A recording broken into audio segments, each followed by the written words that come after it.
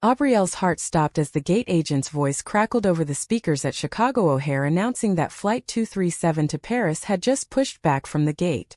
Their honeymoon tickets now worthless in her trembling hand, all because they had stopped to help that lost little girl instead of sprinting through security. Daphne turned to her eyes fierce with the same protective fire she had carried for years and whispered, "This is bigger than the flight, Aubrielle. That child's mother just told security your name and mine. And now the whole terminal is watching the security footage replay on every screen." The video showed them kneeling with the 5-year-old sobbing girl between them, Aubrielle's arm around the child's shoulders, Daphne's hand steady on the little one's back while airport staff argued in the background. Passengers murmured pointed phones at them, and Aubrielle felt the old familiar panic rise, the same panic that had once made her deny everything she and Daphne had shared. 10 years earlier, in a cramped dorm room at Northwestern, the same Daphne had kissed her for the first time under string lights after a late-night study session. "We don't have to tell anyone yet," Daphne had promised, voice soft. But Aubrielle's phone had buzzed that night, her mother demanding to know why campus security reported 2 girls holding hands outside the library. The next morning at family brunch in their Ohio hometown, Aubrielle had sat frozen while her father quoted Bible verses, and her mother cried, "It's just a phase, Aubrielle. You're confused. Say it out loud so we can move on." And she had. She had looked Daphne in the eye across the cafeteria the next day and said the words that still burned in her throat today. "It was never real. I was experimenting. I'm sorry." Daphne had walked away without a word, and Aubrielle had spent the next decade building the perfect straight life her family demanded, until one rainy night in Chicago last year when Daphne walked into the same coffee shop, and everything cracked open again. Now the little girl's mother finally appeared, tears streaming, thanking them profusely for staying with her daughter, who had wandered off during a bathroom stop. The crowd clapped, but security was already moving in. "Ma'am, you caused a delay in boarding procedures. We're going to need statements." Aubrielle's stomach twisted. She had promised herself she would never let family pressure define her again, yet here she was watching the past creep back in through airport speakers. Daphne squeezed her hand tighter. "We're not running this time. Whatever comes next, we face it together." The terminal lights felt too bright, the voices too loud, and Aubrielle wondered if the apology the airport would later be forced to make would be enough to cover the damage about to explode between them. By the time the local news crew arrived, the video had already hit 2 million views. Hashtags like airport heroes and lesbian brides save kid trended while comments poured in. Some praised their kindness, others dug deeper.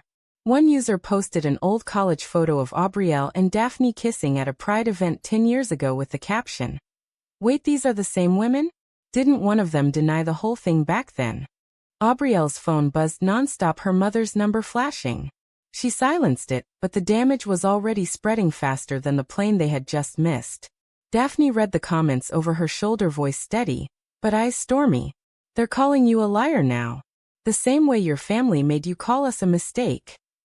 The little girl's mother hugged them both again, whispering that the airline had comped their next flight. But the real storm was just beginning.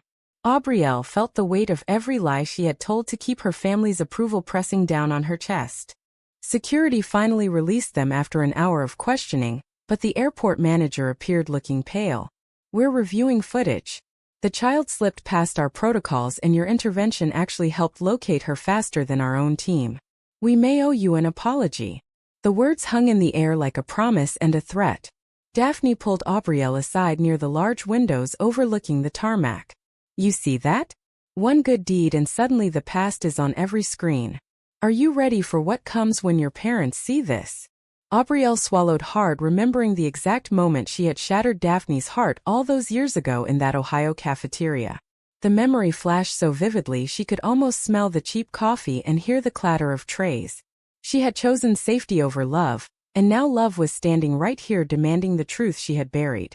The terminal buzzed around them, strangers whispering, pointing, and Aubrielle realized the missed flight was the smallest loss of the day. The airport's public statement dropped on social media, just as they reached the lounge for their rebooked flight. Chicago O'Hare extends a sincere apology to passengers Aubrielle Thompson and Daphne Lauron for the delay caused by inadequate child safety protocols.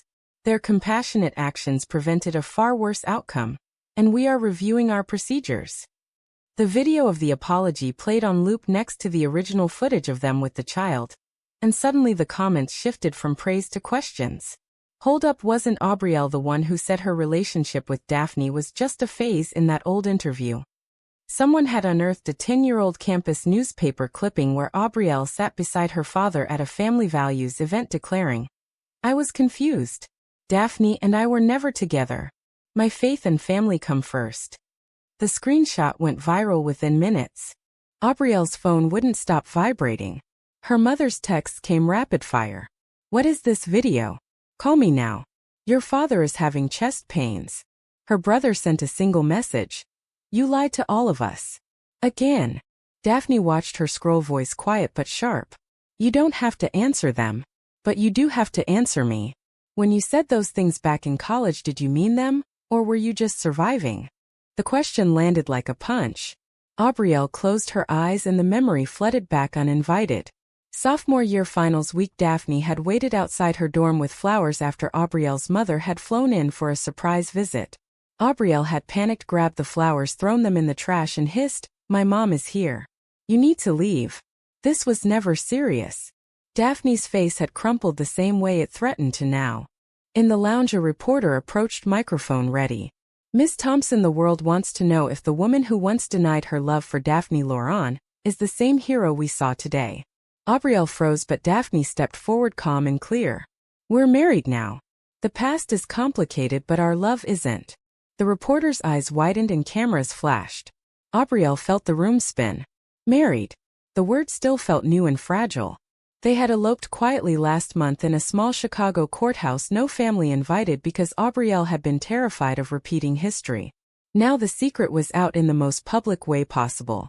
Her mother finally called. Aubrielle answered on speaker because Daphne deserved to hear every word. "How could you humiliate us like this? After everything we did for you, after we paid for your college, after we welcomed you home when you swore it was over." The line crackled with decades of conditional love. Aubrielle's voice cracked. "Mom, I was 22 and scared. You told me I'd burn in hell. You said you'd cut me off." The airport lounge went quiet around them, strangers pretending not to listen. Daphne placed a steady hand on her knee, grounding her. The call ended with her mother's ultimatum. "Fix this or don't come home." That night in their airport hotel room, the rebooked flight now set for morning, Aubrielle sat on the edge of the bed staring at old photos Daphne had saved on her phone. One showed them laughing on the Northwestern quad, arms around each other before everything shattered. "I never stopped loving you," Aubrielle whispered. Daphne knelt in front of her, eyes searching. "Then why did you let them make me the villain for 10 years? The question hung between them, heavier than any missed flight. Outside the window, planes took off into the night sky, carrying people toward new beginnings, while Aubrielle wondered if hers had finally arrived too late. The next morning, the national news picked up the story. Headlines read, "Lesbian bride's heroic act forces airport apology but past denial surfaces." Comment sections filled with judgment. "She used that poor girl for clout. Typical fake ally." Daphne read them aloud, voice steady. "They don't know you were a kid trying to survive." But Aubrielle felt every word like stones. She had spent years building a career as a social worker, helping other families avoid the pain hers caused, yet she had never faced her own. The little girl from yesterday sent a handmade thank you card via the airline, and the innocence of it broke something inside Aubrielle. She turned to Daphne, tears falling freely. "I owe you more than an apology. I owe you the truth I was too scared to say back then." The confrontation with her family happened over video call that afternoon from the hotel room. Aubrielle's parents and brother filled the screen, faces tight with disappointment. Her father spoke first. "We saw the apology video. Nice publicity stunt. But that old photo of you two kissing is everywhere now. How do you think that makes us look in church?" Aubrielle's hand shook, but Daphne sat beside her, visible on camera, refusing to be hidden again. "It makes you look like parents who forced their daughter to lie for 10 years. The words landed hard. Her mother gasped. "We were protecting you from sin." Aubrielle finally found her voice, the one she had silenced for so long. "You were protecting yourselves. I lost the love of my life because I was terrified you'd stop loving me." Flashback hit her mid-sentence, the night her mother had found the love letters hidden in her sock drawer. "If you don't end this, we will stop paying tuition. You will come home and we will pray this away." Aubrielle had driven to Daphne's dorm that same night, tears streaming. I can't lose my family. I'm sorry. Daphne had begged. We can fight them together. But Aubrielle had chosen the path of least resistance and spent the next decade trying to forget the way Daphne's hand felt in hers. Back in the present, her brother sneered. So now you're married? Without inviting us? After everything we sacrificed? Daphne answered before Aubrielle could. We didn't invite you because we knew you'd make her choose again. She's not choosing anymore. The call ended with her father's cold warning. Don't expect us at any future events. Aubrielle dropped the phone and curled into Daphne's arms, the guilt crashing over her like a wave. I did this to us. I let them break us. Daphne stroked her hair, voice soft but firm. You were a kid. But now you're my wife and we fixed this together. The airport issued a second, more detailed apology that evening, complete with a press conference. The CEO stood at a podium promising new child tracking protocols and praising the bravery of Aubrielle and Daphne, who stepped in when our system failed. The statement went viral again, but so did the backlash against Aubrielle's past denial. Online petitions started demanding she apologize publicly for erasing her lesbian identity to appease conservatives. Daphne laughed bitterly reading them. They don't know the half of it. That night they walked the hotel halls hand in hand, the same way they had in college before Fear One. Aubrielle stopped under a dim light. I want to tell the world the truth. All of it. Daphne searched her eyes. Even the parts where you hurt me? The next morning they boarded their rescheduled flight to Paris, but the drama followed them onto the plane. A passenger recognized them, snapped a photo and posted it with the caption, "The brides who missed their honeymoon because of love and lies." By the time they landed, the story had reached international outlets. Aubrielle's work email filled with messages from colleagues, some supportive, some questioning her integrity. She turned off her phone and looked at Daphne across the aisle, the woman who had waited 10 years for this second chance. I'm scared, she admitted. Daphne smiled, the same smile that had once lit up their college dorm. Good. Means we're finally being honest.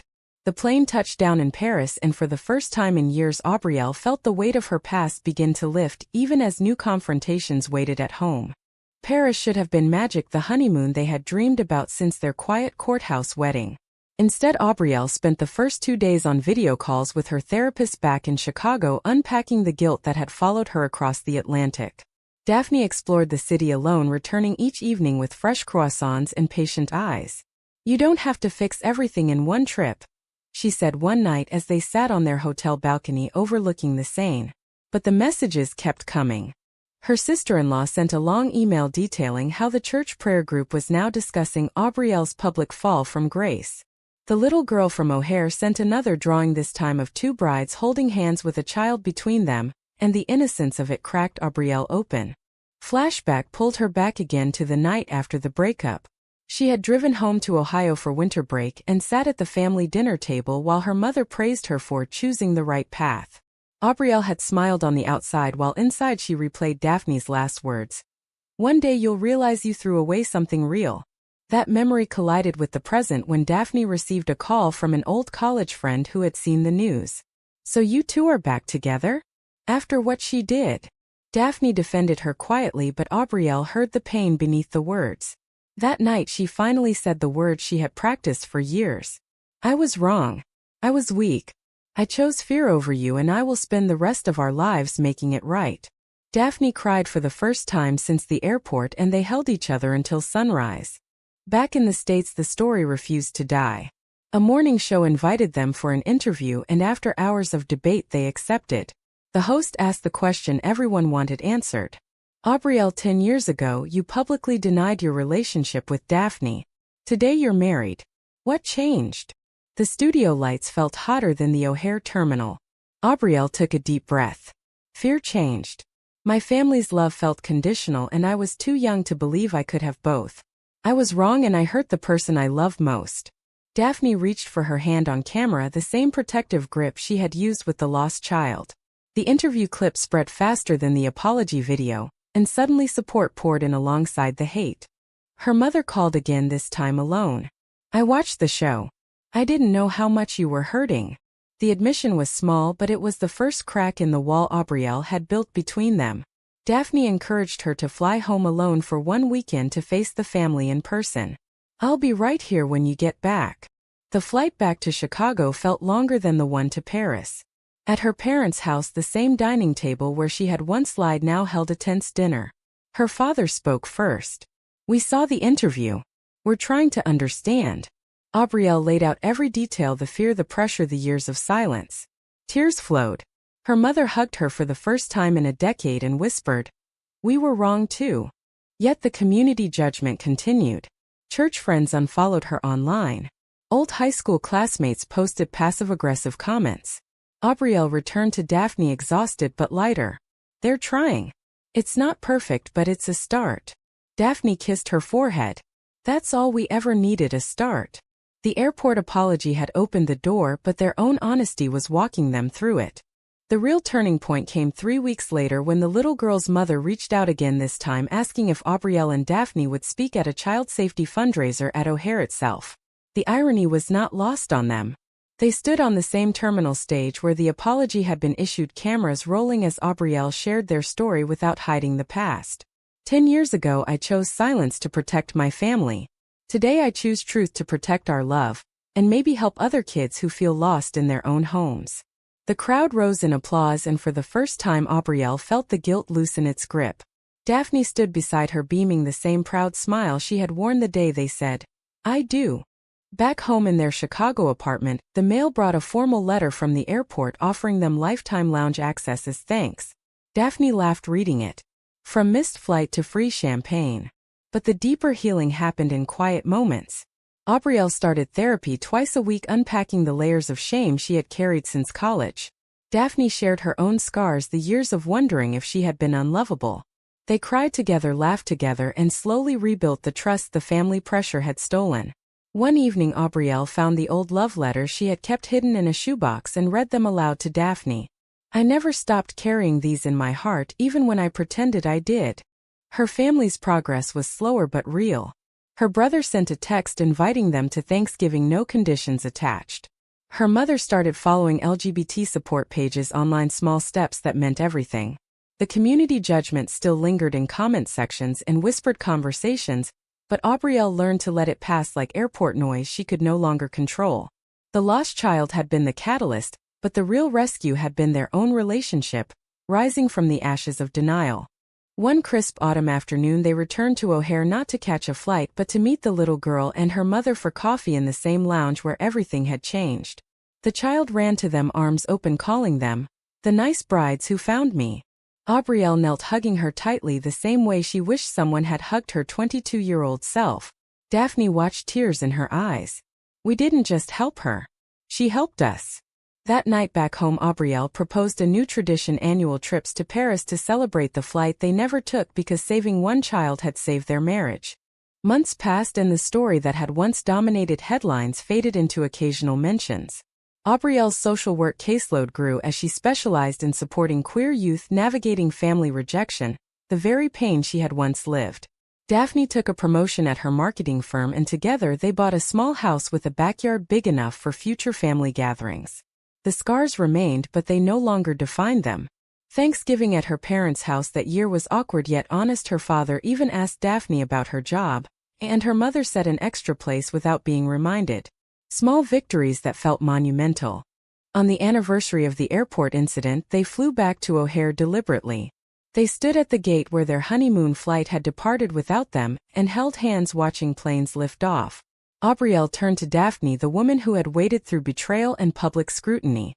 "Thank you for giving me the chance to choose you every day since." Daphne smiled, pulling her close. "We both chose each other the day we stopped for that little girl."